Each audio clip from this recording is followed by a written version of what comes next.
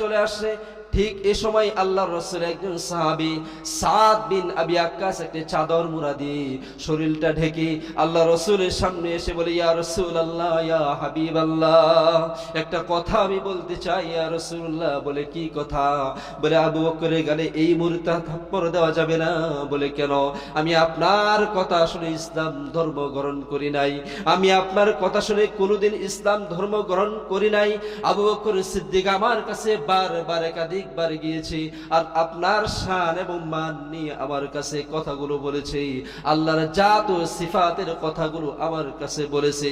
আমি সাদ বিন আবি আক্কাস বলতেছি, ইয়া রাসূলুল্লাহ, ইয়া হাবিবাল্লাহ, বেদিনের ঘরে আমি জন্মগ্রহণ করেছি, আমার মা ইহুদি, আমার বাবাও ইহুদি, তারা কেউ ইসলাম ধর্ম গ্রহণ করে নাই, এমন ঘর থেকে ইসলাম ধর্ম আমি গ্রহণ করেছি।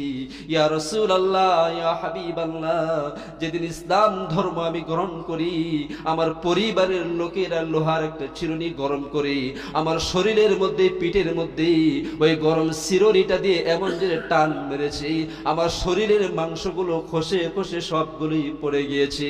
চাদরটা উঠাইয়া দেখাই, ইয়া রাসূলুল্লাহ, ইয়া হাবিবাল্লাহ, আপনি আমারে চিনতে পারছেন নি? বলে হ্যাঁ, আমি তো তোমাকে চিনতে পেরেছি, তোমার হাতেই তো, তোমার হাতে হাত রেখে তো আবু বকর তোমাকে কালেমা পড়াইয়া মুসলমান বানাই দিয়েছে, তুমি তো সেই সাহাবী সাদ বিন আবি আক্কাস। সাদ বিন আবি আক্কাস বলে, ইয়া রাসূলুল্লাহ, ইয়া হাবিবাল্লাহ, এই যে একটা বিচার আপনি করতেছেন, সমাধান করতেছেন, এখানে আবু বকর নির্দোষ, আবু বকর কোনো দোষ করে নাই। আমি সাদ বিন আবি আক্কাস সাক্ষী দিচ্ছি, ইহুদির সমস্ত দোষগুলো, এখানে আবু বকরের কোনো দোষ না।